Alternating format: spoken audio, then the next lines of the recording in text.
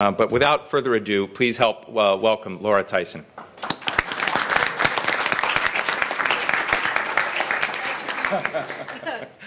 Steve has been threatening to write such an article for years, and I'm waiting for him to tell me what Tysonomics is. Here, Steve, is this yours? Okay. Right.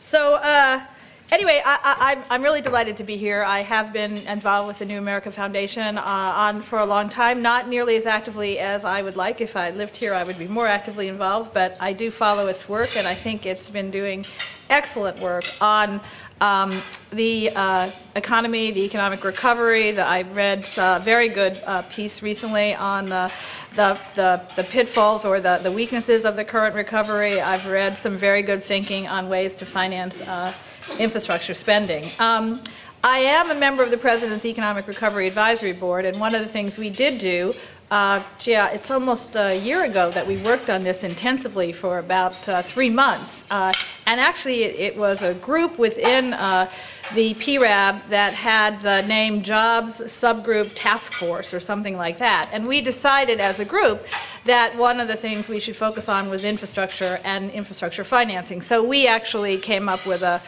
proposal that was an infrastructure bank proposal, and I think one of the things that everyone should be discussing today is if we all agree that we need to figure out a way to have a multi-year significant investment in infrastructure, how we would organize that and how we would finance that. And there are lots of different ideas, and all of them have some things to recommend them. But that is a major issue. I mean, to go from the size of the investment needed and the potential jobs that would result to how you finance it is actually a very important, a major step. In any event, I think I was invited here today partly because of my association with New America and partly because I did lead the effort on the PRAB with the National Infrastructure Bank idea. And by the way, I will say in passing, that idea is up on the PRAB website. I wrote an op-ed piece with a couple of PRAB members about it. What was really interesting was that was an area where the entire PRAB supported the idea, whether it was academics, people from very different business communities, people from very different representing labor, different perspectives coming together. So I think it's an idea which I will sort of talk about in passing, but you can find the proposal on the website. So what I said to Steve today, what I might do to start off the conversation, I mean, I'm not here to make a proposal. That was the proposal that I worked on. I thought I could help the discussion by framing it in terms of what's happening in the economy and the challenges that confront policymakers. And I think we should really just start with the understanding that the challenges confronting policymakers right now are extremely tough. They're daunting challenges because the economy has a significant amount of unutilized capacity. There are things that are happening in the world that have in the last few weeks, I would say, made the downside risk to the continued strong recovery in the United States greater. The downside risks have become greater. All forecasters have said that. And at the same time, we need to focus, and the world is focusing on, us and on itself about these long-run, out-year deficit issues. We can't address one set of problems without thinking about the other set. And then there's the issue of timing, because the challenge is actually kind of when do you exit from or reduce the support for the economy that is stimulus support, whether it's monetary stimulus or fiscal stimulus, and transition to a focus on longer-run deficit reduction. When do you do that? And how much do you do at any given year in an uncertain economic environment? So I just want to start with the view that this is a very daunting set of challenges. And unfortunately, economists cannot give policymakers great precision about what is going to happen to the U.S. economy. Most forecasters now agree that the U.S. economy will continue to recover. Most of them have discounted now the possibility of a double-dip recession. Most of them agree that the downside risks to the recovery have gotten more serious in the past few weeks, really because of the developments in Europe. The predictions of growth for the next couple years are somewhere in the range of 3 to, if you are at the high end, 3.7% of growth. Some people call those growth rates, certainly if you're around 3, modest. If you get around 3.7, you might call it a little strong. Macroeconomic Advisor is a very good forecasting organization, really has done very well over the years, is one of the high-end forecasters. They're saying 3.7% for the next couple of years. They would call that robust, but even they with their robust numbers say that the unemployment rate in 2010 will basically average around 9.5, and in 2011 will fall to 8.2. Even they say, with growth of 3.7 for 2 years, we have a significant unemployment problem that doesn't go away. And they also say something that all the other forecasters agree with, that inflation for the foreseeable future is very subdued. Everybody uses the word subdued inflation. So regardless of where the growth forecasts are, what's interesting about them is that they all come to relatively the same conclusion about unemployment, very gradual decline in the unemployment rate, very significant amounts over time. Bernanke, in his recent appearance before Congress, said the unemployment rate will decline only gradually. He said inflation is likely to remain subdued. He was actually reflecting the FOMC position on this is not very different from any of the other forecasters. So that's sort of the setting in terms of thinking about policy for the next couple of years. If you think about unemployment for a longer period of time, now you mentioned 15 million jobs. Okay, so one estimate I saw recently, which I thought was based on a pretty good study, was estimate of the jobs gap. The jobs gap was defined as the number of jobs it would take to return to the level of employment before the onset of the Great Recession, and that would also absorb increments to the labor force. So the labor force is growing somewhere between 125,000 and 144,000 a month. Okay, so the jobs gap is not just the employment we've lost, but any gap to actually absorbing the new labor supply. If you take the 11 months, the 11 million, not the 15 million, it gets obviously much worse if you do 11. So take a jobs gap measure of 11 million. You would need if you had net job growth of 200,000 a month, net job growth, it would take 12 years to get that 11 million, okay?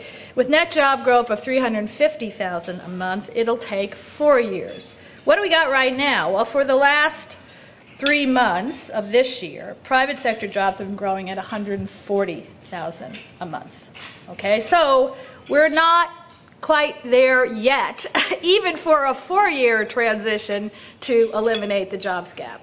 And that's why if you look at these forecasts, including the one of the OMB or the one of the CBO, you have to go out to 2015 before you actually see unemployment rates that are in the 5 to 6% range. Okay, you have to basically go out 5 years to get there. So we do have a serious employment problem. And everyone recognizes that, I think. The issue, of course, then, is what to do about it. Now, in thinking about that, I think it's important to recognize that a lot of people are saying now, and actually the Fed said this as well, that the economy is in a place where we need to transition from dependence on stimulus to dependence on strong final demand of the private sector. Now, I underscore final demand because the two things that have really kept the U.S. economy growing quickly in the first part of 2010 were stimulus and inventory cycle And the inventory accumulation or adjustment or correction to the big decline in 2009 is temporary. It's a temporary phenomenon. So we've got to look to private final demand. If the economy is going to grow, we're trying to find a transition path to these new forms, these new motors, these new engines. Okay, well, what is total final demand? I mean, where is it? What is it? It's consumption, investment, private sector investment, and exports. Leaving government for aside a minute, it's private sector final demand, consumption, exports, and business investment. And I think one can worry about all of these components in final demand. Now, I'll start with consumption.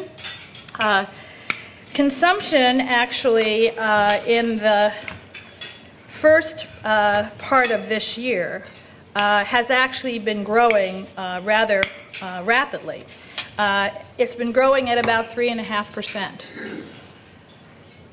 That is not consistent with household income growth. It's not consistent with the need for households to deleverage or to increase their savings, to restore their lost wealth. That is a very high rate relative to what one might predict consumption growth to be.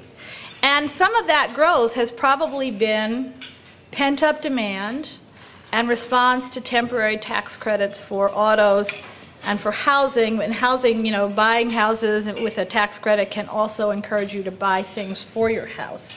So those things are going to disappear.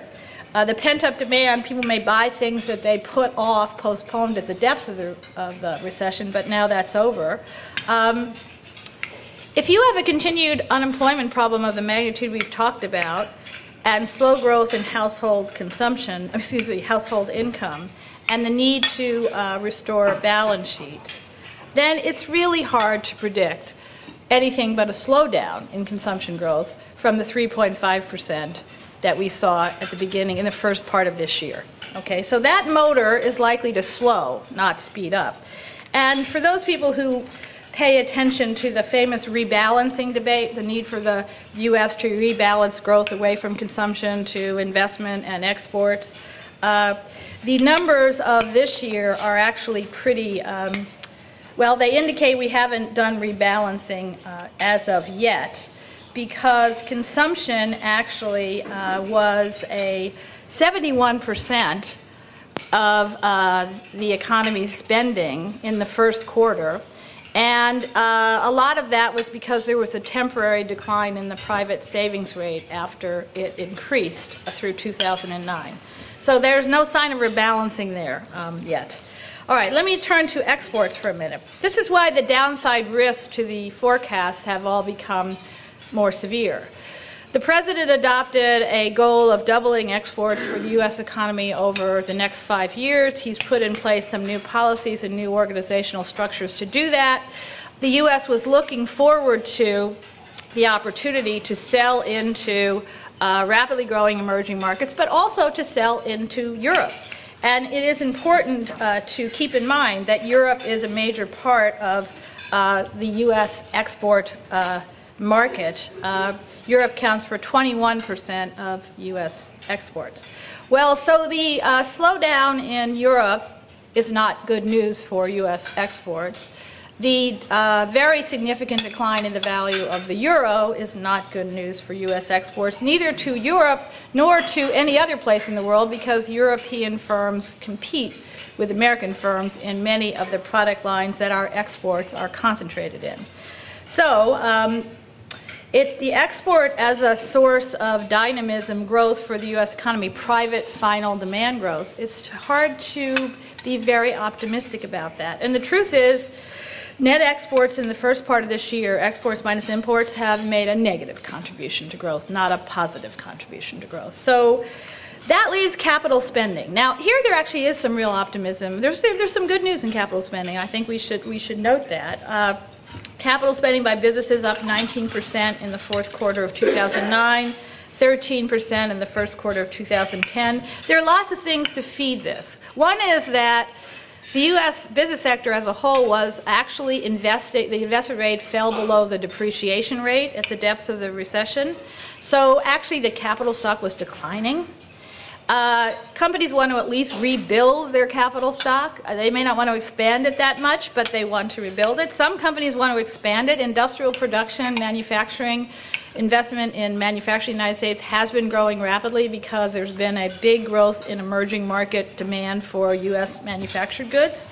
So you've got some increase in investment coming from growing demand, some increase in investment coming from replacement.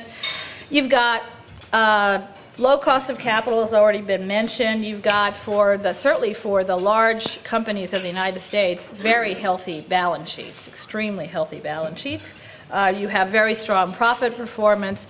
Even for small and medium-sized firms now, what you'd say on that is some of the capital constraints are dissipating. So overall, you'd have to say that investment has been strong and is likely to continue to be strong. And that is really what the forecasts show. Housing as an area of growth, well, I think we've seen that applications for building permits, groundbreaking for new homes, both of those have plunged after the tax break expired. We have a 20-month supply of empty residential housing units.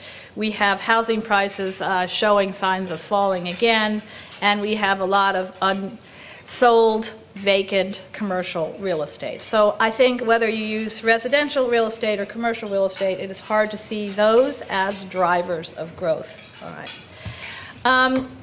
And that is what now this transition, that the hope-for transition from government stimulus through monetary and fiscal policy through stronger private final demand, that is what we face. That is what we face. It is hard to see the stronger private final demand, except in one place, and that is investment. All right. I saw recently an important measure that I don't think we use enough in the U.S., but it's becoming a bit more popular. Martin Wolf uses it a lot in his analysis of what's going on. Every time one puts up deficit numbers for the government, they look very disturbing. They are very disturbing. On the other hand, one should also look at what's happening to what is called the private sector financial surplus, which is the difference between private sector income, the income of the economy that's going to the private sector, and private sector spending. Another way you could say this is the difference between private sector investment and private sector saving. This measure, which is called the private financial balance, has actually swung from a negative 3.7% of GDP in 2006. The private sector was spending a lot more than its income in 2006, to a surplus of 6.8% in the first quarter of 2001. That's a measure of the austerity that the private sector itself is imposing on itself. It is pulled back dramatically on spending relative to income. The private sector wants to save more, it wants to spend less. This is absolutely what happens in other great financial crises similar to the one we have just gone through. As a matter of fact, if you go to the Rogoff-Reinhardt study of financial crises, they say that the private sector balance usually swings by 12 percentage points. That's exactly what has happened in the United States. It's almost to a number. If you sort of do the negative to the positive, 12%. The U.S., it has now a private sector financial balance which is 5 percentage points above its long-term trend. So this is just another way of saying, how do we think that the private sector final demand is going to grow? Where's the sign that the private sector wants to actually come forward with a lot of additional spend closer to its income, which would create room for the public sector to reduce its deficit? So I sort of say now when I see these deficit numbers, I say you got to put up the private financial surplus numbers too, and then sort of see how they're doing. Because to a certain extent what's happened is the government has come in essentially to provide the demand that the private sector is taking out. Let me say one other thing here that I think is relevant to thinking about the need, therefore, for a form of investment We call it, it's infrastructure investment. We can think of it as public investment. We can think of it as public-private investment because there are lots of funding ideas for infrastructure which involve public-private partnerships. So what we're saying is there's a form of spending out there, infrastructure, which we actually want to really give some boost to because right now the private sector is in a surplus position and we have to worry about the long-term growth of the economy. But I want to underscore one other point here, and that is about state and local governments, because state and local governments do a lot of the infrastructure spending in the United States, as you know. And they do face a major fiscal crisis, which will actually make the second half of this year and next year more difficult for the U.S. economy. So if you're looking for engines of growth in the U.S. economy, unfortunately, the state fiscal contraction that is likely this year, the estimates are will cut about a percentage point off of GDP growth. It makes the private sector have to go even faster if you're going to keep the growth rate up. 1 percentage point off of GDP growth means about, CEA uses an estimate, 1 percentage point off of growth, 1 million jobs. So look to the state sector, state and local governments this year, if that prediction is correct, to actually be taking out 900,000 jobs, taking out a percentage point of GDP. Why? Because they have to. Because they have budget constraints, which they have to adhere to, and because 80% of the money in the federal stimulus package that was for state and local governments is estimated to be spent out by the end of June, in a couple weeks. So maybe that's not quite right, but it's going to be spent out in the next few weeks, and we're going to see more contraction. Sadly, I just saw a reference to a paper. I have not read the paper, but I'm going to go read it. I'll give it to you. NBR paper says, after adjusting for cuts in state activities, the aggregate fiscal stimulus in the U.S. economy in 2009 was close to zero. You see, the stimulus money, actually, if you just look at the federal effect, don't think about what the states are doing.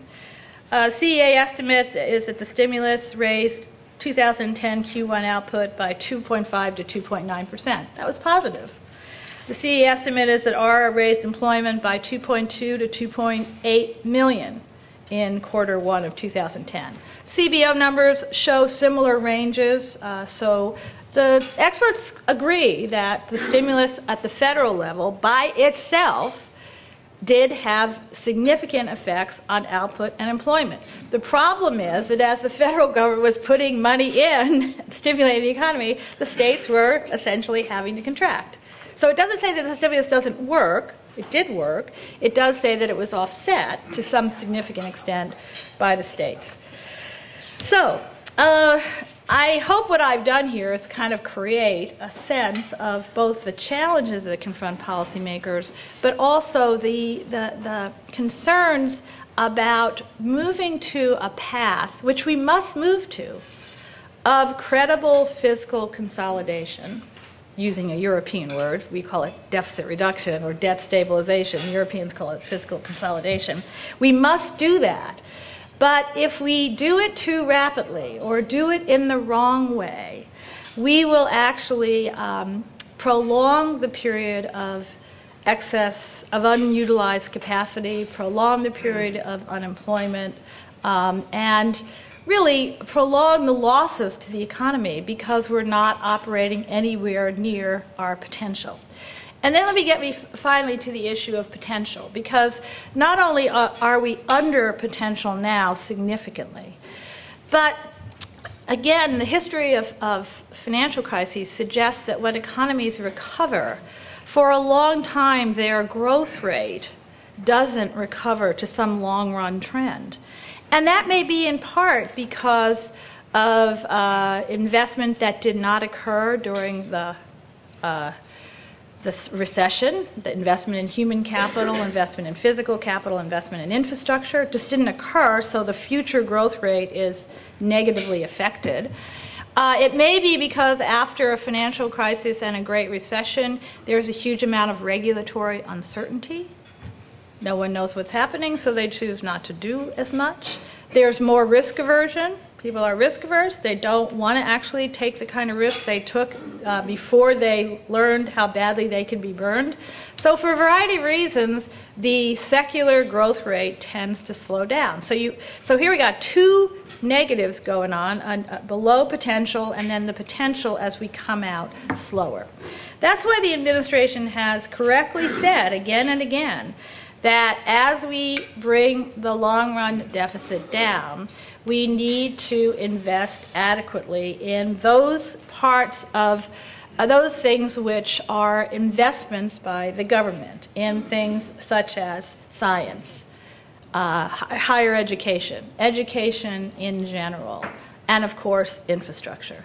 So certainly the administration in its budget, in its policy pronouncements, in its thinking, recognizes that as we move onto this path of fiscal consolidation, not only is the timing important, but also we have to be extremely mindful of not cutting those things which are investments, while the pressure politically is to just cut as much of everything as possible. So that leads us to infrastructure, because if a group like this can coalesce around a strong proposal for a multi-year infrastructure funding mechanism, reflecting the fact that even before the Great Recession, as Bernie pointed out, you didn't have to have the Great Recession to know that the U.S. had a deficit in infrastructure investment. We had one. It was getting worse over time. Even the Congressional Budget Office a few years ago, under Peter Orszag's leadership, did an analysis, and they said, we're probably in transportation spending alone each year probably spending at a minimum 75% less than we should be spending on economically justifiable terms.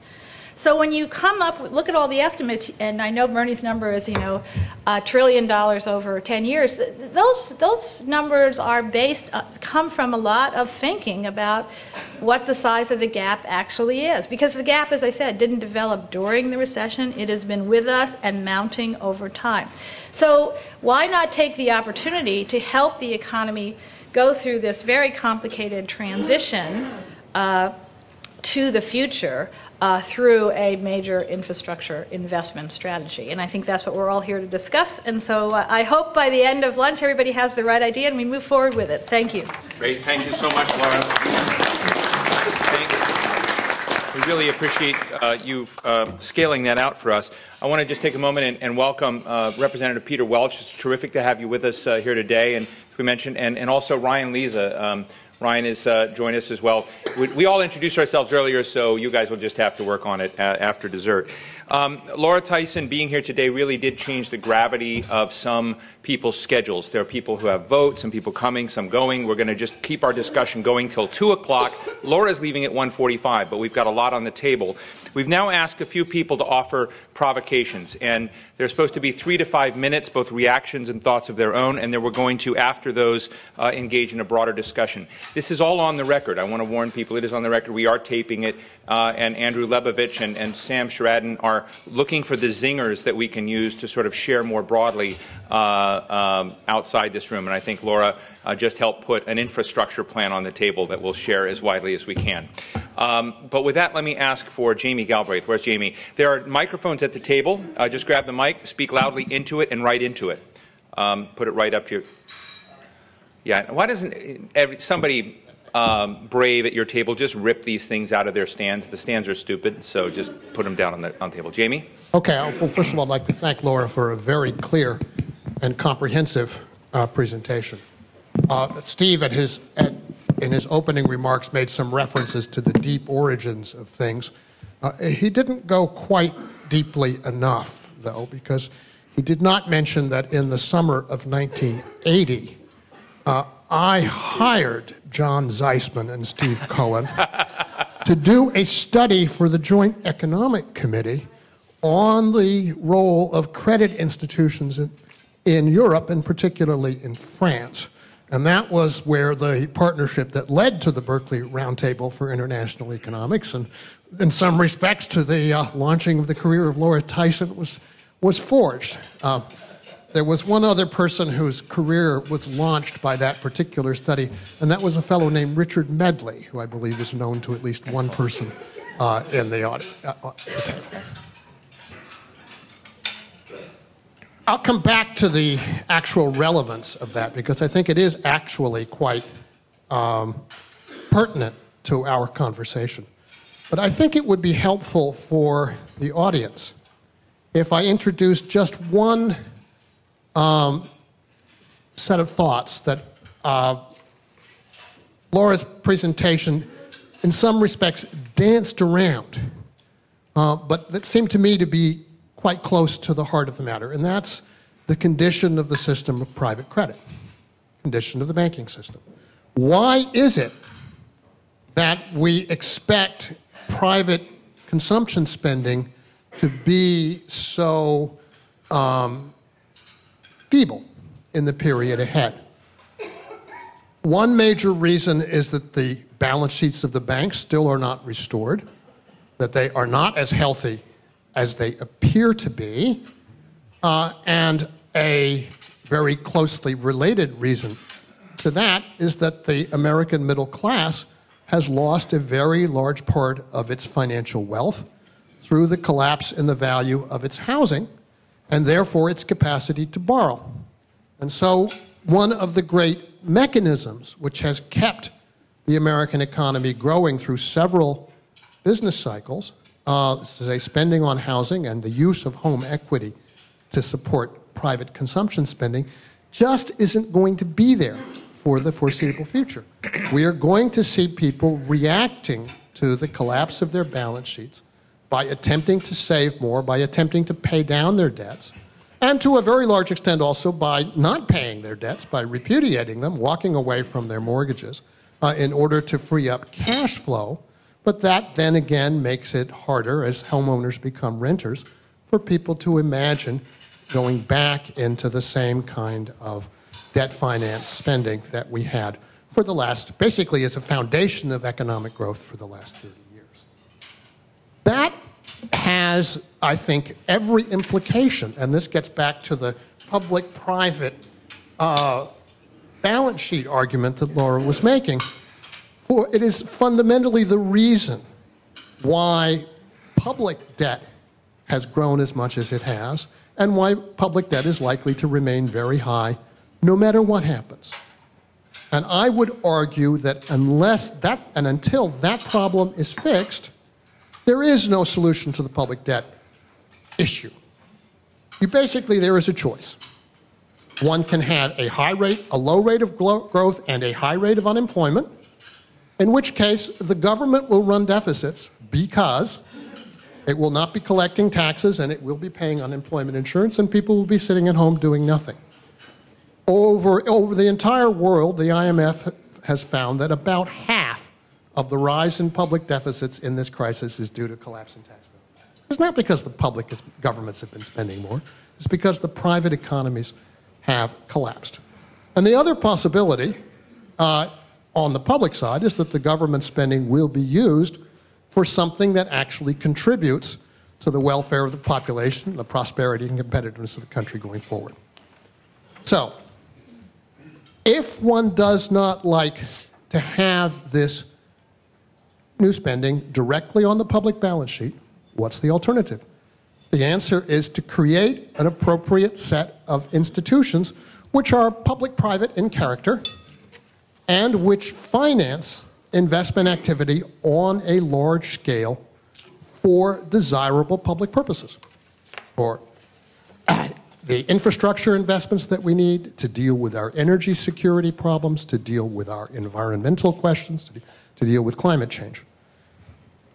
In particular, it seems to me very, very useful to think about the future of the Gulf Coast, a major environmental disaster area, not just because of what's happening there now, but because of long-term deterioration, and the possibility that we would want to think specifically about a modern equivalent of the Tennessee Valley Authority for the reconstruction of that entire region.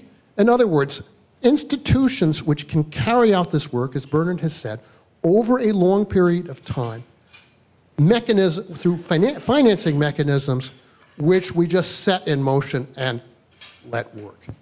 What's the relevance of the stuff that we were doing in 1980 to this? Well, in fact, these institutions in Europe gave us modern Europe, gave us the post-war reconstruction of Europe. They were public institutions that channeled savings into specific development areas, whether it was agriculture, whether it was the hotel industry, whether it was transportation, whether it was industrial and engineering enterprises. France had a whole series of these. They were largely dismantled in the 1980s, but their construction, in fact, is what gave us the deep infrastructure richness of the modern European continent and the state of development that it was able to acquire in the post-war period. So that's what we should be doing. And that, you think about the public and private balances, this is an alternative to the very hard task and long-term task of reconstructing the balance sheets of private households. Thank you, Jamie. Let's go to Joseph Gagnon, who's a senior fellow at the Peterson Institute, and of course we knew him in his previous life at the Federal Reserve Board. Joseph, you want to? Yeah, you've got a mic there. Thanks, Steve. I have some notes which are not in the little packet you have, but I'll send you an email copy so anyone who Anybody can have them. That'd be great. Can get them. I just wanted to make one point, which is that I think we should not. Get behind. I should not be giving the Federal Reserve a pass in all this. I think that they can and should contribute. I don't know if those of you who might have read this. David Leonhardt had a great article today in the New York Times, which I urge you all to read. As you may know, Federal Reserve has two objectives by law, by statute, which are maximizing employment and maintaining price stability. Well, I think the evidence is that they're actually failing on both counts and need to do more. Are you planning to stay at the Peterson Institute for a while? I'm just joking. As Laura just said, as Laura Tyson just said, forecasters are predicting unemployment is going to be above its long-run trend for 6 to 7 years. The Fed's own forecast, which only goes out 3 years, says it's not going to come anywhere close to where the Fed says it will be going in the next 3 years. This is just not satisfactory, not acceptable. We normally think that monetary policy, there's obviously lags in monetary policy, so they can't fix things tomorrow, but they should be aiming at their objectives over 2 years, not 6 or 7 years, but 2 years. So that would argue for further monetary ease now. But the other part of the story, which has gotten much less attention, Laura talked about subdued inflation. Well, inflation is not subdued actually right now. We are flirting with dangerous deflation. Exactly. The Federal Reserve obviously cares about overall headline inflation, but really for its operational guidance over the medium term, it focuses on core inflation, rightly so, because the volatile food and energy prices really are not much under their control, and they tend to bounce back when they go up, they come down, and vice versa. So you look at core inflation, which is 85% of total inflation.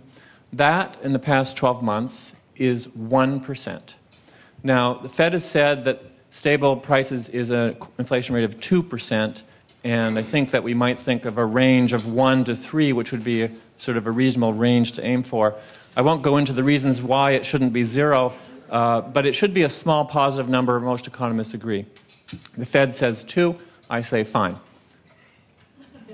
The range around that's reasonable is 1 to 3. If you're in that range, you should probably focus more on employment. If you get outside that range, then you need to really focus on inflation, because ultimately inflation is the main thing the Fed can affect. Well, we are now at 1, but interestingly, in the past 6 months, we are at 0.4, which means that if in the next 6 months we don't get a very surprising jump in inflation that no one's predicting, we are going to be below this comfort range. And this says that the Fed should be easing policy now. So how can they ease? They're already at 0 on the Fed funds rate. Well, as they did last year, they could renew their program of buying home mortgages. That would help further support the struggling housing market. The housing market is struggling now, again. and they could step in and help out there. Although I'm not sure I would go quite as large as they did last year, but something to help would be useful. But perhaps they should focus more on bank and treasury yields, which affect the borrowing costs for the whole economy. The 3-year treasury yield now is about 1.25%. I think they should target 0.25%. That's a full percentage point reduction in treasury yields up to 3 years, which would also lower probably a whole broader range of treasury yields. It would lower everyone's borrowing costs. This would directly reduce the federal deficit immediately, reduce the Treasury's borrowing costs. It would reduce monthly mortgage payments, give people more money to save and spend. This would reduce private borrowing costs, the ability of businesses to borrow and spend. This would also help out on financing infrastructure. Now, I would not recommend that we, Congress, deliberately mandate that the Fed support any kind of infrastructure program. I think that would not be appropriate. The Fed needs to be flexible. But this action would help such a program, help it fund itself, help the Treasury help to fund itself. It would also push down the dollar, which would be a good thing right now, and spur exports. So my calculations suggest that if they did this, it would accelerate the reduction in unemployment, so we'd be back below 6% by the end of 2012, which would not be great, but would be probably about as much as we could expect monetary policy to do. Joe, thank you very much. Thanks so much. Now we'd like to go to Leo Hindry.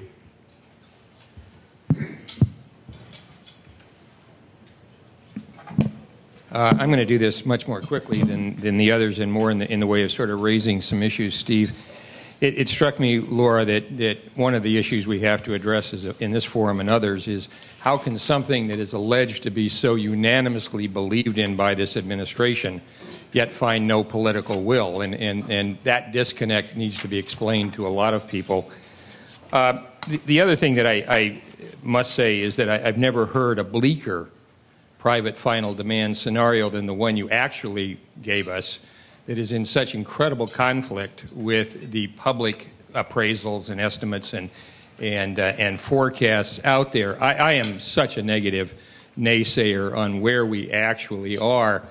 And I look at this infrastructure issue in so many ways, and Bernard's foundation of this luncheon has only sort of tickled early parts of it.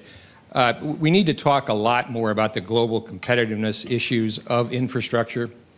We're incredibly mindful of this crushing trade deficit, yet we ignore the implications of an infrastructure program on bringing our global competitiveness back and arguably reducing some of that deficit. The job creation aspects of all of this just overwhelm me. If we used, I used the entire real unemployment numbers, as many of you know. If we used just half of them, for the first time since 1947, we have one woman or man being uncounted for every woman or man being officially counted. These numbers of 9.5 going to 8.2, or as this gentleman suggested, 6.5 with some rosy scenario, it's just not happening. We have 15 million women and men in various categories of under and unemployment that are not officially counted. It's a daunting, daunting figure. And the only way that I see out of it is to put emphasis on this infrastructure initiative. It is the clearest, short of youth programs, it's the clearest pathway to millions of employment, millions of Americans who are currently unemployed being employed in every one of these four categories. So I just can't understand, Laura, again, why this administration can let us all believe that it believes in infrastructure, and we see nothing that would suggest it actually does, or an action plan. It's the most unanimously held ununanimous issue I've ever encountered. Leo, thank you very much. Now I'd like to go to Ron Blackwell from the AFL.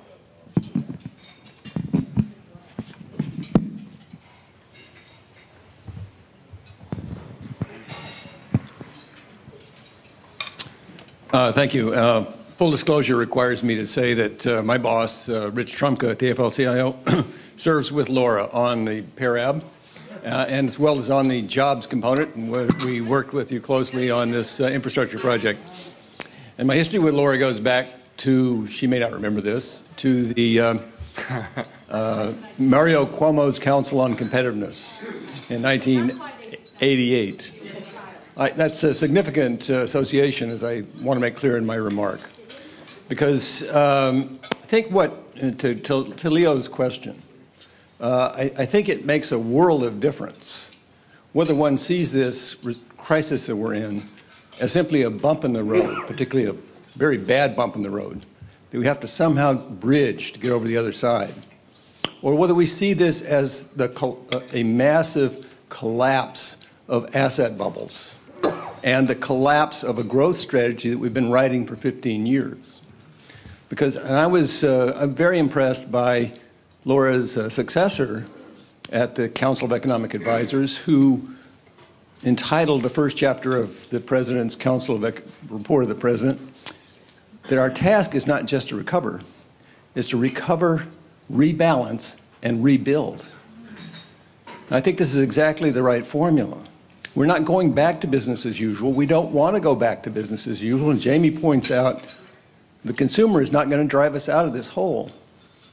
And I don't believe, I think Laura was a little optimistic about the private investments. I think you would agree most of that investment is in machinery and equipment, almost nothing in structures. But you're right to focus on final demand in the private sector as our gauge. Either that's happening or it's not. The question is, how is it going to happen? And here, I believe there is no solution except to have public investment-led recovery, which connects our short-run goal of putting people back to work with our long-run goal of rebuilding the country's infrastructure such that the country can pull its weight in the world. We have some of the most competitive companies in the world, but the country is not competitive. In normal times, we're borrowing 5 to 6% of our GDP to pay for the things we consume that we no longer produce. Unless we can produce more of the value equivalent of what we consume, we'll be forced one way or another to consume less. And I think for most Americans that's simply not acceptable. So public investment-led growth would put people to work immediately. It would build productive assets to expand growth that's going to be challenged by the crisis itself. And by producing productive assets, it's helping pay for the money we're going to have to borrow in order to be able to make this thing work. But finally, I want to add a point of urgency about this. The G20 labor ministers are going to report to the G20 heads of state this weekend. The number that this crisis will have caused a net rise in unemployment worldwide of 34 million people. But for the efforts that governments have taken to this point, that would have been an increase of 55 million people, bringing the total level of global unemployment to 212 million. That is the highest number recorded in history. And as my colleague, Karen Nussbaum, who leads our organizing effort and spends her army of organizers spend their time on the doorsteps of workers all over the country. Workers are in pain. They're losing their homes, their savings, their jobs. Enormous amount of anxiety, enormous amount of anger, enormous amount of confusion. And we simply don't have time to wait for this multi-year recovery of jobs. It's simply unacceptable economically and socially, but it's politically extremely dangerous. We don't have the time. And what our people are seeing is that while the governments were scrambling to save these banks and these bankers and their CEOs who are all back in business, there's no urgency behind creating jobs. There's no urgency about keeping people in their homes. There was no urgency about the fact that people are postponing their retirement. This is a very, very serious and dangerous situation. I've never seen anything like it in my life. But I think the answer in front of us is if we don't see this as simply a bump in the road that a temporary stimulus is going to get us over, but we need a multi-year recovery program based on public investment to get us out of this recovery, help us rebalance our economy, and rebuild our capacity to pull our weight in the world. That's the way forward, and something like what's being proposed in this group is exactly what we need. Chapters Laura was one of the commissioners during that period. And I think actually we're on to some very important issues that got lost, unfortunately. I think Laura hit on what has been the key criteria that a lot of economic analysts have been focused on over the past several months, and that is, at what point is there going to be a handoff from government support to private final sector demand? And I think she also has indicated or suggested, although I don't think perhaps the conclusion was quite as clear, is that an immediate handoff is not on the horizon, and that we're going to struggle for a number of reasons, in part because of the second housing downturn. So I think we now need to begin to reformulate the handoff question. And I think the handoff is not from government support to private final sector demand. It is from government support for incomes and consumption to government and public-private partnerships that encourage investment and job creation more directly, with a major multi-year infrastructure program at its center. Now, why do we need this interim handoff? Well, we need this interim handoff because of the connection between wages, incomes, jobs, housing, and private sector demand. And what the administration, I think, missed initially in terms of putting so much effort into short-term support for short-term boost in consumption is that if you don't have job creation coming in that tightens labor markets, you're not going to have the income to support private sector demand. And so they took a very lackadaisical approach, an indirect approach to job creation. I think that has to change now, because that handoff isn't going to take place. And I think what Jamie and Laura and Ron and others and what Joe had put on is exactly right. And I think what Bernard has stated and outlined in his paper, in which I think he has further details about, absolutely suggests the nature of the handoff. Our framing is that there's a different kind of handoff.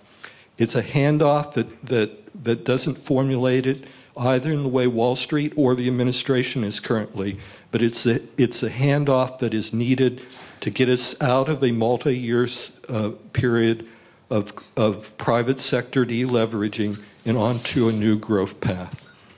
Thank you so much, Cheryl. Larry. And just for those interested, Barack Obama has relieved General McChrystal of his command. God bless the president. Do we all have to go back and do our historic ties to Laura anyway? We don't have to. It make us feel older. Yeah. You're looking great, Laura. I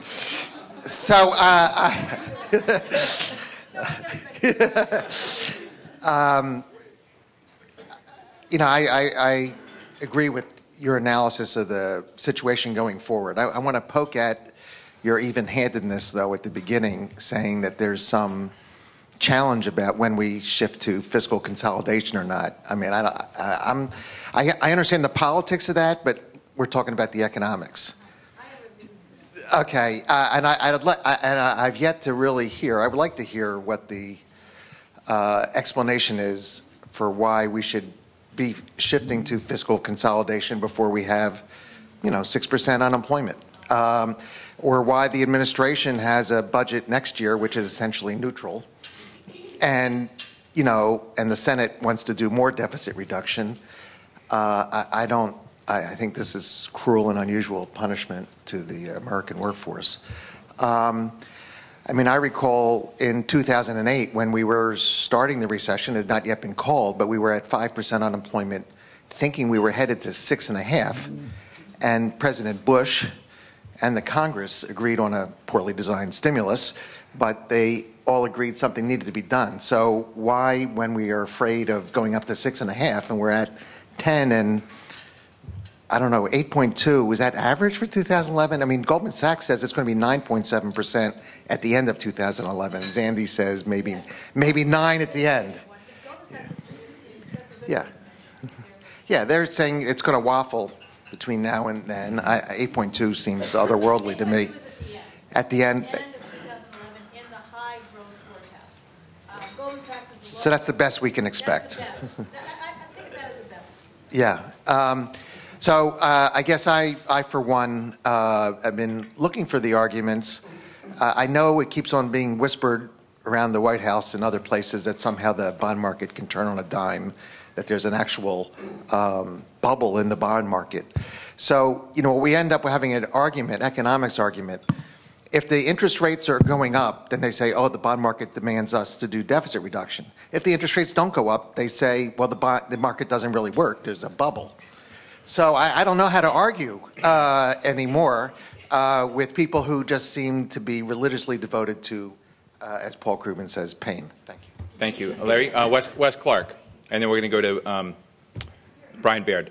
There's a mic at every table, but be communal. Share them around. Take them off those pillars. They do no good. So a lot of people have said a lot of very important things here today, and they're all part of this dialogue, starting with your model, Laura. But I want to come at it from a slightly different direction. So I've looked at the energy situation, and it turns out the United States imports about 12 million barrels of oil or refined products a day, 365 days a year, 12 million barrels a day. That's $70 a barrel on average. If you add that up, that's about $300 billion a year, give or take, a few tens of billions. It's $1,000 for every man, woman, and child in America.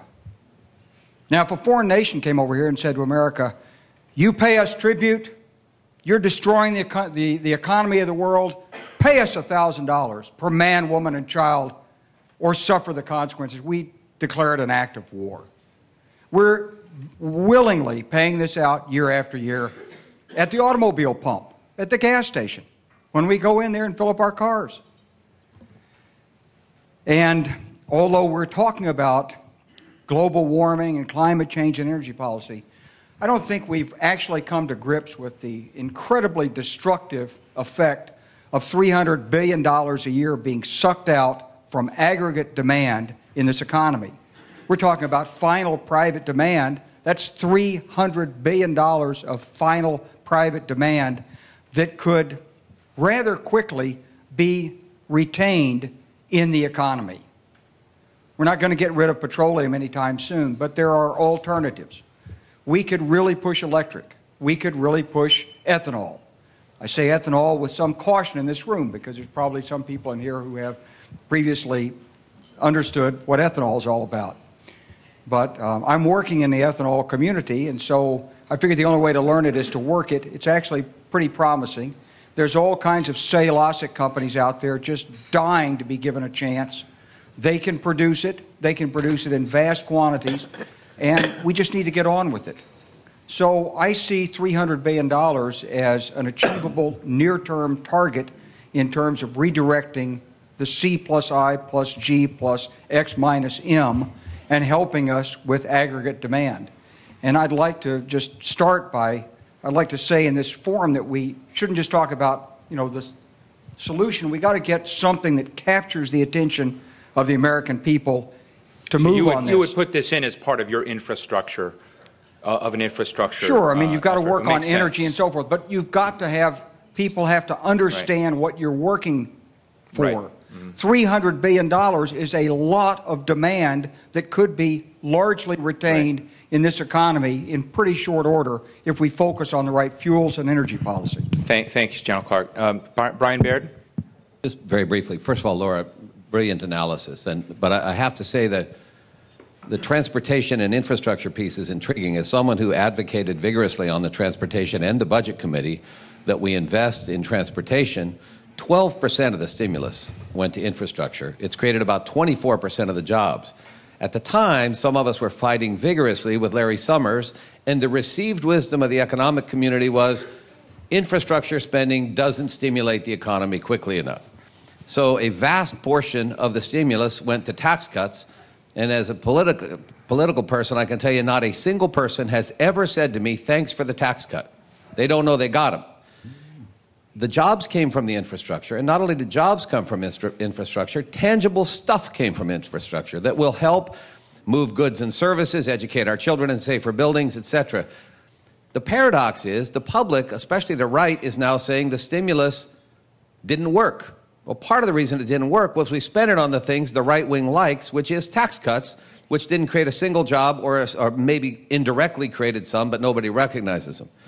Second quick point, Wes Clark is right.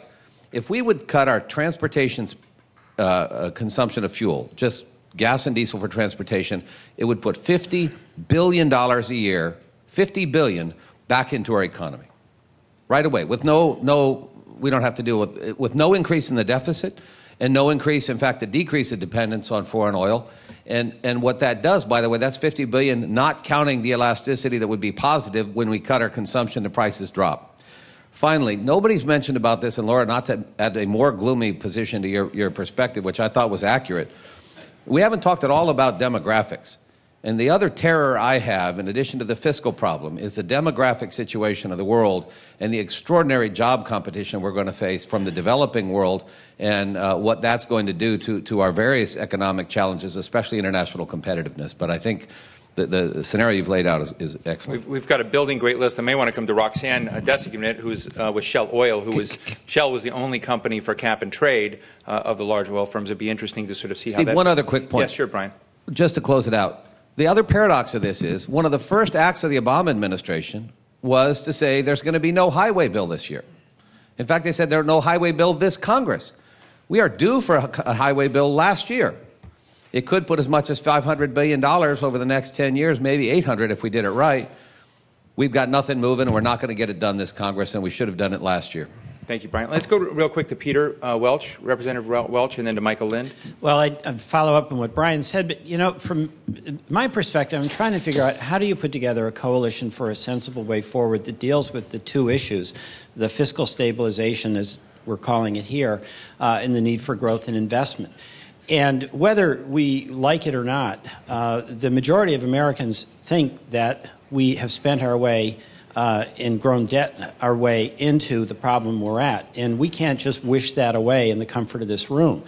So how do we put together a political coalition, which would frankly have to be on the Democratic side because we're in lockdown mode with the other side at this point, unfortunately, fighting for failure. And anything associated with spending is fodder for the argument that is going to be made against us.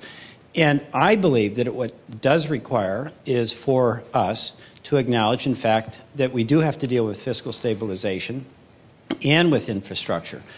And if we put together an approach on fiscal stabilization that's broader than simply looking at the appropriation line items, we have a potential to get blue dogs to progressives on board. So, for instance, what are the elements of fiscal stabilization? Obviously, it's appropriations and entitlements, but it's also tax expenditures, which we have not kicked the tires on those for years, and we spend more on the tax expenditure side than we do actually on the appropriation side.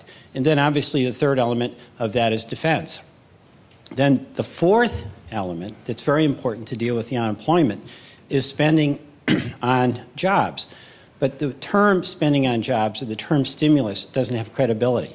What has credibility is retrofitting schools in your community. What has credibility is broadband in your community. What has credibility is roads and bridges in your community.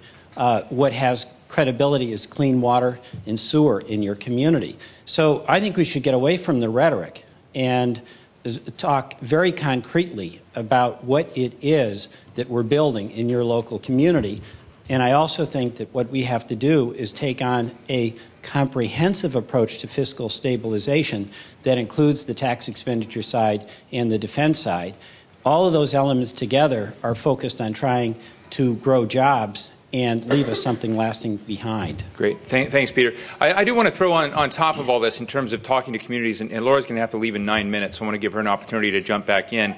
And we'll let her do that, and we'll go to Mike. But I do think it's remarkable to me as I go around the country, too, that people, when they look at Greece or Europe and look at sort of the situation disdainfully, don't realize that subtracts from the chances of more robust employment in the United States and more economic growth. They don't understand that these drags globally are taken out. What Laura said about the stimulus netting out at zero, when you look at the state destimulative budget deficits and the cuts, California times the rest of the country, is a remarkable statement. It means in 2009, after that fundamentally, while it was much better that the federal government did something to hold it up there and could have been far worse, you actually netted at zero. And I don't know why legislators or people in responsibility, we don't find some way to kind of communicate that. That is why some of the numbers look so bleak, in my view, that we were collectively at the federal and state level, despite the large numbers. John Alterman gets at this in his new book,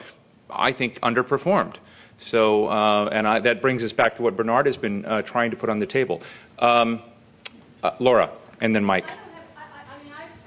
I just want to give you, can you use the mic, Laura? Or, yeah. I'll just bring one thing in that really hasn't been discussed except in sort of my reference to the bond market.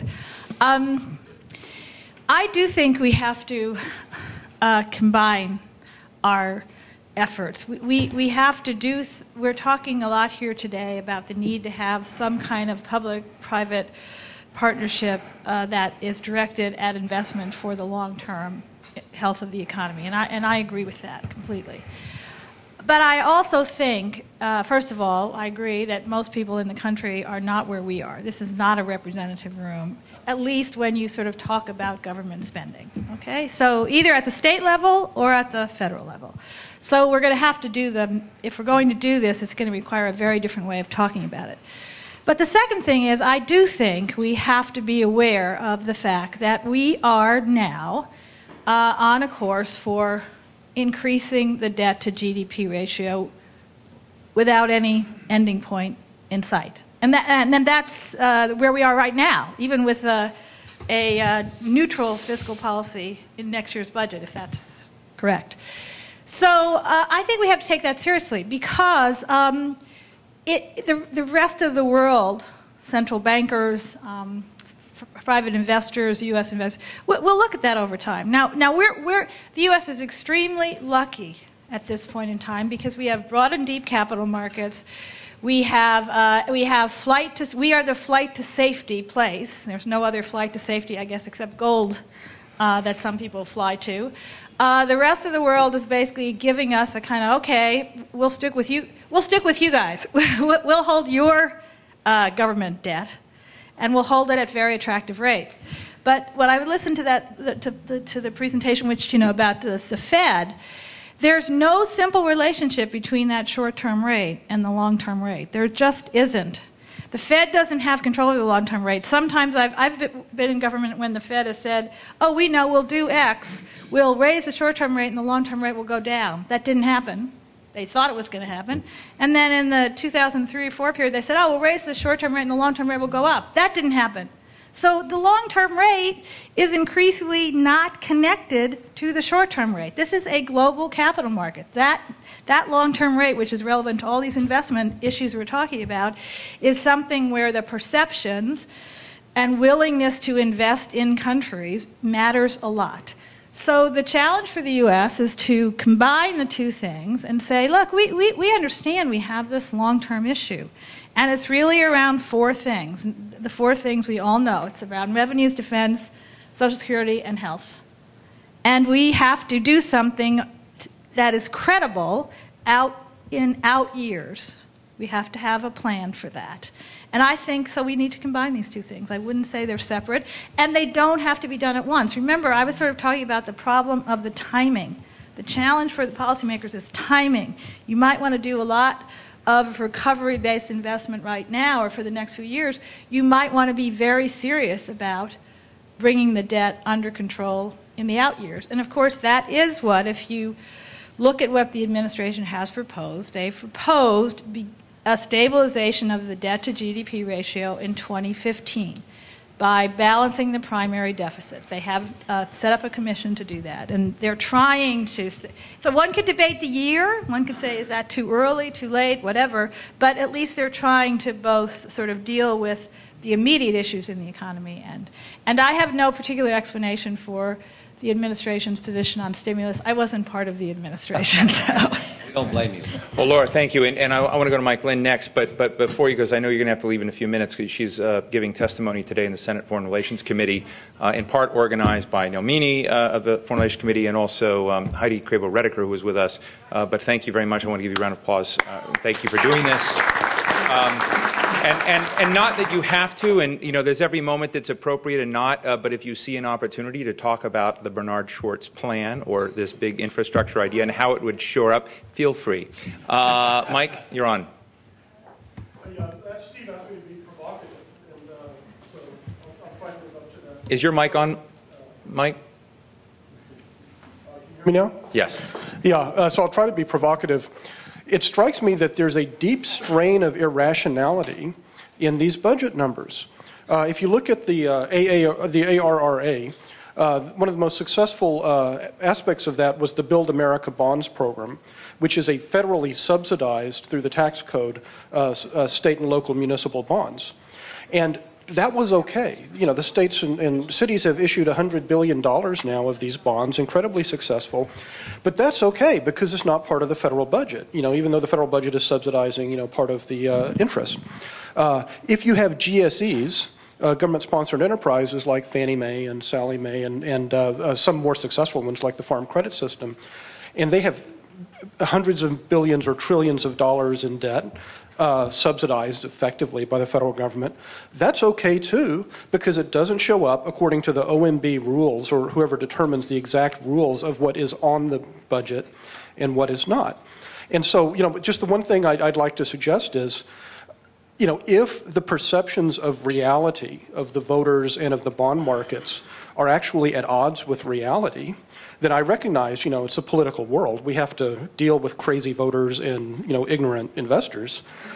But in terms of talking among ourselves or policymakers and the educated public. Are you suggesting an Enron approach to future investment? I'm suggesting $100 billion backed by the government is $100 billion backed by the government, and playing these games maybe makes sense in terms of politics, but it doesn't necessarily make sense in terms of policy. And just one more note about that. We had this politics all the way back to the New Deal. 1938, there was a conservative coalition came to power. It lasted up until Lyndon Johnson. The way the federal government got around exactly the same perceptions was through these public development banks, through the GSEs. Laura has a two-finger. So I have a two-finger on this because I think this is really important. Number one, the Build America bonds are very interesting and important. A major thing about them is the federal government bears no credit risk on those instruments. They're held by, the credit risk is all with the state and local governments. This is very important. So the government's not guaranteeing, the federal government has no guarantee here of the value. So that makes it much, and that brings me to the GSEs. I honestly would say whatever plan one comes up with here, the GSEs in the political climate, or maybe in actuality, are so discredited as a form that it's going to, anything one sort of does in the infrastructure area, I would stay away from the GSE format. That's, I think provocation and response. That's a political assessment, I think. Thanks again, Laura. Thanks for being here. Janet Kavanoki. Janet runs the, I think you run the infrastructure programs at the U.S. Chamber. I do, the U.S. Chamber. You're the part of the U.S. Chamber that we really, really like, that I really like. I appreciate that. I appreciate that. And we have, I share the frustration, I think, especially that Leo so well articulated, that we've heard a lot from this administration. And we frankly hear a lot from members of Congress on both sides of the aisle saying, I'm for infrastructure, but I can't deal with paying with it. And that seems to be the major stumbling block. And those of us who are policy wonks want to spend time thinking about programs and structures and goals and what have you, but unless we do get something on the table that talks about paying for infrastructure, we won't get anywhere. Now, Rob Atkinson led a commission that looked at surface transportation, explored every possible option for that. It hit the floor with a thud on Capitol Hill, and they decided they would ignore it, got put out there. There was another commission on surface transportation that also looked at that. The U.S. Chamber, along with the National Association of Manufacturers, the truckers and AAA all came out and said, we support a gas tax increase as part of what you need to do. But I think an honest discussion with leaders and lawmakers at the highest levels, because certainly we're not getting through, the construction community's not getting through, that we need to grapple with how to pay for it, and there will be benefits, is very warranted. And so we're very much supportive of this approach. Thanks, Jen. You've been a great partner. Yeah, sure, Bernard, jump in, but you can do it on the mic, though. So, and then we're going to go to Maryland on GWAC. When you talk about a repayment program, are you isolating that to a one-year answer or a multi-year answer? No, we think you need a long-term, multi-year investment strategy for infrastructure. That is one of the main themes of this meeting, I hope, to get away from an annual calculus of what the deficit is into a long-term, multi-year. Right. And that's why we're doing a series of discussions. Our final one will be in July on what role an infrastructure bank could play, taking off of your idea, and what it would have to look like to be part of the solution and be successful, too. Great. Thank you. Maryland, GWACs. I guess with Laura gone, I wonder if maybe, are there any members of Congress still here? Yeah, they're about trying to sneak out. They said, "Oh my God, NPR." But I can drag Brian up here for a quick second. Do you guys have a vote? Okay. I just have a question. I just wanted to put this all into a global context. What with the G8, G20 coming up in coming days, isn't there going to be a lot of pressure coming out of there for deficit reduction? I mean, won't that be the focus? And how does that put any new political pressure on you? Will it further paint the president into a corner in terms of deficit reduction? Grab the mic there, Brian. Well, there's much talk right now about how the balance, of course, between spending and deficits, right now it's shifted back, I think, generally towards deficit. But you've got this paradox. You'll have people at your town halls saying, increase my COLA, give me more veterans benefits, lower my taxes, and for God's sakes, do something about the deficit. And that's a winning formula politically right now. It truly is. And any deviation from that, which, to be honest, I think the only way to lower the deficit is increase revenue, taxes, stimulate the economy, maybe through the kind of thing Bernard's talking about, and cut entitlement spending. Not a winning formula, but actually the truth. And so the pressure is on us to do something that won't work and is also a lie. And the alternative is to tell the truth, but you'll lose politically. So glad we gave you that mic. But is the global pressure... Peter wants to jump in. Peter Welch wants to jump in as well. Yeah, if anybody else wants to, if you would. But do you feel it... I mean, you're talking about from the constituents up to a member of Congress. I'm talking about from the G8, G20 level. Does it filter down to you guys to feel the pressure to work on deficits? Congressman? Well, the pressure to work on deficit is really from the voters. I mean, they have come to a conclusion, and that's just real. Now, I happen to think there's some legitimate questions about some of our spending, both on the appropriation side and on the tax expenditure side. If we went around and looked at some of the things we're doing, we might say, hey, that's not particularly good, especially on tax expenditures. But the key for us, I think, is to be much more confident and assertive on the infrastructure spending and not use that term, but to talk very concretely about what this does in a community, to making schools more efficient, to getting a water system. I mean, it's unbelievable how bad our water systems are. So that's a good recommendation, to break it away from talk about what's, It's not the lingo. And then it's red state, blue state, your water system is failing. It's interesting. It is just, and we've got to get off the rhetoric on this and just get serious about it. And I do think what Brian said earlier, when the president on his stimulus gave half the tax cuts, it was two problems. One is that we lightened the benefit of it. We got less bang for the buck. But number two, we gave away the political argument. And the political argument is we've got to reinvest in communities. And we should be saying that confidently, directly, assertively, and insistently. Thank you. Sharon. Yes, Karen Nussbaum. And I want to give the front porch point of view on this. Our organizers talk to 25,000 suburban moderates every single week about jobs in the economy. And they are angry, as Ron says. They are focused on jobs, but they do not talk about the deficit. They don't raise it. The deficit comes up as a creation of right-wing media It's in the absence of a jobs program that anybody feels. And if we were delivering jobs, no one would talk about the deficit. So I just want to challenge this notion that somehow, I think people out there are Tyson-esque in their view around economics, that there really is a concern about investing in our communities. I think that is stronger than talking about jobs, but that's what people are looking for. Karen, that's useful. I would just simply say, just as balanced, because I want to keep a balanced forum with the challenges. I think what Peter Welch just shared with us about breaking down the word infrastructure and other real issues is important. But I spend a lot of time in coffee shops as a blogger. I hate going to my office, so I sit in coffee shops and I eavesdrop. And I just find the opposite. I find lots of people who may not know a lot about politics, so they grab the things they hear about all the time or hear. And I can feel tectonically this obsession with deficits out in the public. And I often get in I'm sorry? They're Washington coffee shops. No, they're Oklahoma coffee shops. They're Seattle coffee shops. It's obviously it's a different thing. But I think that the issue is, it's important to educate these people, because we've got, as Leo Hindry is saying, in real unemployment, extraordinary numbers. And when you look at what happened, I also had other points of criticism of the administration on the finance approach, on dealing with financial sector, because you saw lots of small businesses not have access to capital. These small businesses cut deep into the bone, and I think there were a lot of these issues. And Bernard Schwartz, other of our partners in this project, early on in the administration, were trying to say, at the front end of this crisis, you need to get these broader pieces of it right, or you'll find up in a position later that when you finally come around to it, you won't have the resources. That's why we're trying at this point to really emphasize and put a punctuation point around the point that you can't ignore the jobs and infrastructure issue. They're doing a big campaign right now, the administration, called a Summer of Recovery. That is the moniker that is being used.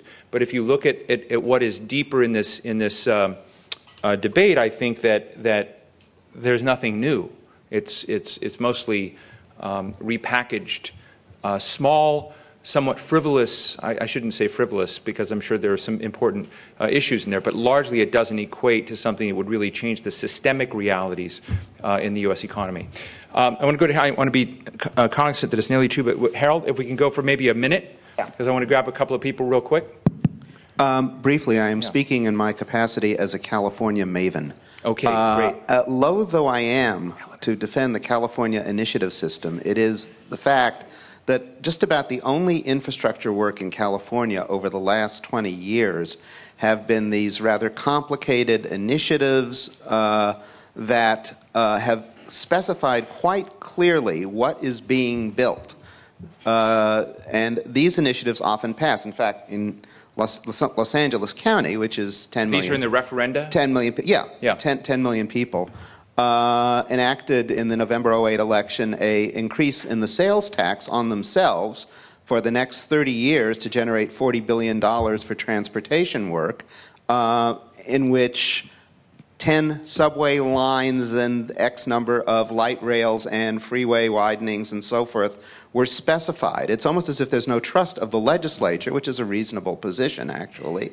And this has been taken upon themselves. But there's an element of popular buy-in there that makes things more passable than through the legislative process. I have no idea how to extend this to the federal level, but it's worthy of contemplation in terms of our selling of initiatives to be able to specify perhaps what kinds of, where we're doing what to the infrastructure and what it would accomplish. Thank you, Harold. Norm Ornstein. Thanks, Steve.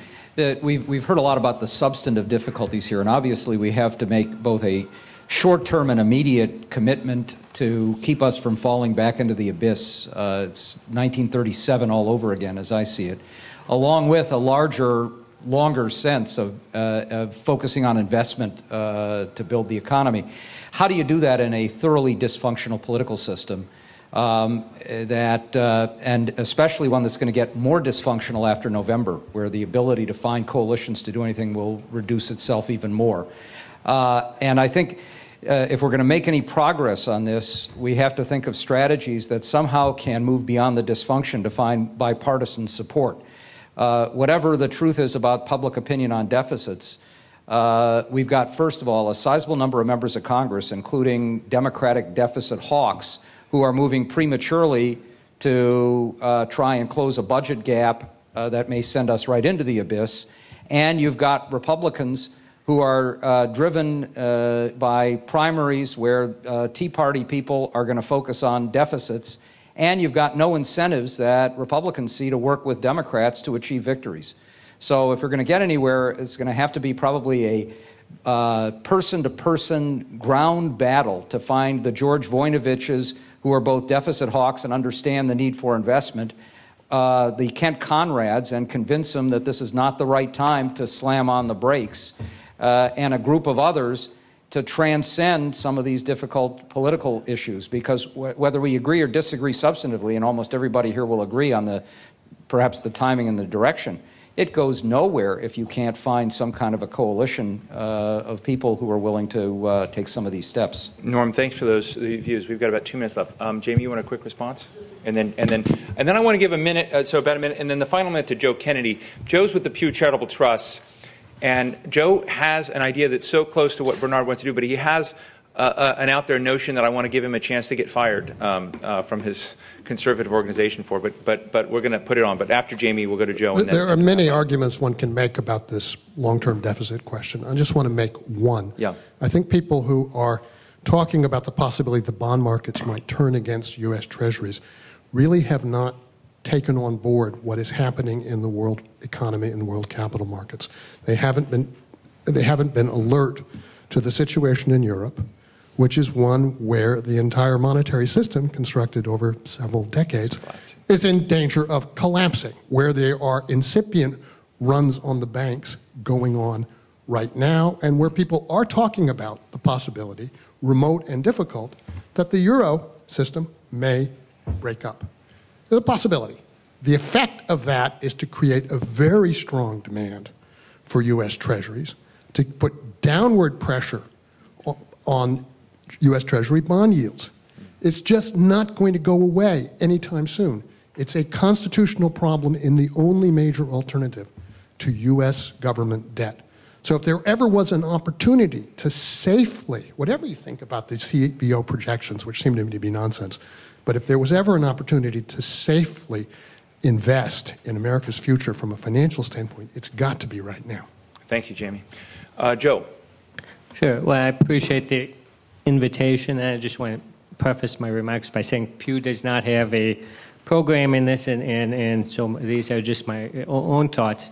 I think we're in a lot of trouble because American consumers financed a lot of consumption by borrowing, and I'm not sure we get out of that trouble by having the federal government finance a lot of consumption by borrowing. I'm sure we could do it for several years, but eventually we would hit the wall.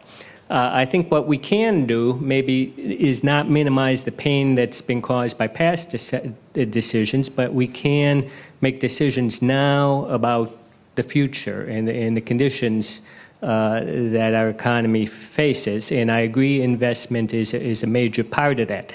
I don't think money's the problem. If you get a rate of return on investment of, say, 15, 20%, the money will be there. You could get that money by structuring the private markets, by structuring the market for transportation or airlines or schools so that private people realize the rate of return if they invested. Or you could get it by the government borrowing, and the government can borrow as much money as it wants right now at very cheap rates and finance it over 30 years. The problem is that we shouldn't do it if we're going to consume the money. We should do it if we're going to invest the money, and to invest the money you need a rate of return. And we don't want to structure the market so that we get that rate of return. We want to spend a lot of money maybe on electric transmission, but we don't necessarily want to we don't necessarily want to build the transmission quickly. We want the transmission to meet all sorts of environmental restrictions. We want the transmission to be built by union labor at high rates. We want every state to get their own share, whether it makes economic sense. And when you do all that, you don't get a very high rate of return. You can build a lot of broadband into schools. That doesn't mean you've invested money. The question is, are students better educated because of that broadband? And a lot of the evidence is not very promising.